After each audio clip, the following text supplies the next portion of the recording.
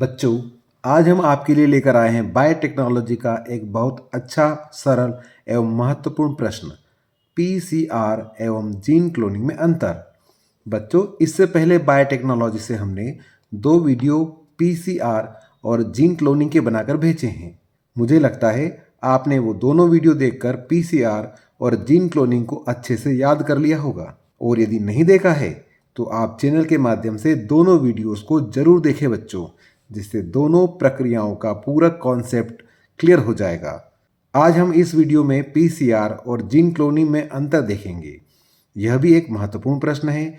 तो देखते हैं बच्चों, दोनों प्रक्रियाओं में क्या अंतर है। सबसे पहले हम देखें, यहाँ पर आपको 2 चित्र दिखाए गए हैं। पहला चित्र पीसीआर प्रक्रिया का है, पॉलीमरेज चेन रिएक्शन का है। दूसरा चित्र आपको जीन क्लोनिंग का दिखाया गया है बच्चों, है ना।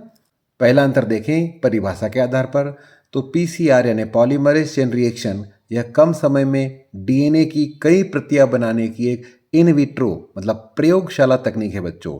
इस प्रक्रिया को प्रयोगशाला के उपकरणों के भीतर किया जाएगा।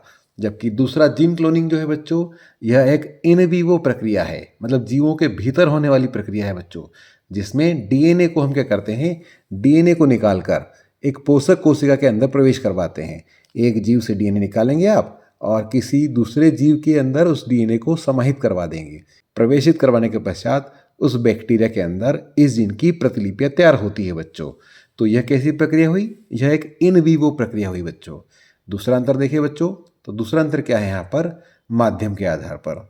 तो पीसीआर प्रक्रिया कोशिका के बाहर होती है बच्चों, जबकि जीन क्लोनिंग प्रक्रिया जीवों के अंदर, बैक्टीरिया के अंदर होने वाली प्रक्रिया है बच्चों।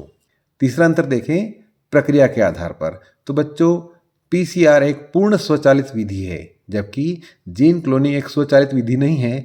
इसमें आपको बार बार हस्तक्षेप करना होगा। अब अगला अंतर देखेंगे बच्चों। अगला अंतर यहाँ पर हम समय के आधार पर देखें तो पीसीआर प्रक्रिया बहुत तेज प्रक्रिया है बच्चों, जो कुछ घंटों में ही जीन की अरबों प्रतियां बना सकती है। जबकि जीन क्लोनिंग अपेक्षाकृत एक धीमी प्रक्रिया है, जिसमें बैक्टीरिया के विकास के साथ साथ समय लगता है, इसलिए यह एक धीमी प्रक्रिया है। अगला अंतर उपकरण या साधन के आधार पर देखिए बच्चों, तो पीसीआर प्रक्रिया में हमको टेक पॉलीमरेज एंजाइम की आवश्यकता लगती है बच्चों। इसके अलावा प्राइमर्स लगते हैं, प्राइमर लगाते हैं आप यहाँ पर, और डीएनए के न्यूक्लियोटाइड लगते हैं आपको, है ना। एडेनिन, ग्वानिन, साइटोसिन, नॉर्थाइमिन के न्यूक्लियोटाइड लगते हैं।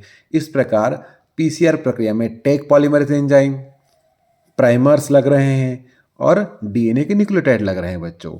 जबकि जीन क्लोनिंग प्रक्रिया के अंदर आपको अधिक एंजाइम लगना है। देखिए, इसके अंदर रिस्ट्रक्शन एंजाइम लगना है, जिसकी सहायता से आप क्या करेंगे, जीनों को काटेंगे।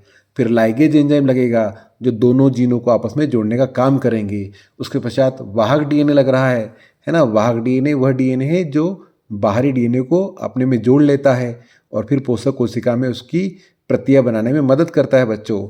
इसके साथ ही यहाँ पर एक पोषक कोशिका की आवश्यकता होती है, होस्ट सेल की जरूरत पड़ती है बच्चों। तो यहाँ पर प्रतिबंधन एंजाइम, लाइगेज एंजाइम, वाहक डीएनए, पोषक कोशिका, इस तरह से कई प्रकार के उपकरणों की, साधनों की आवश्यकता लगनी है बच्चों।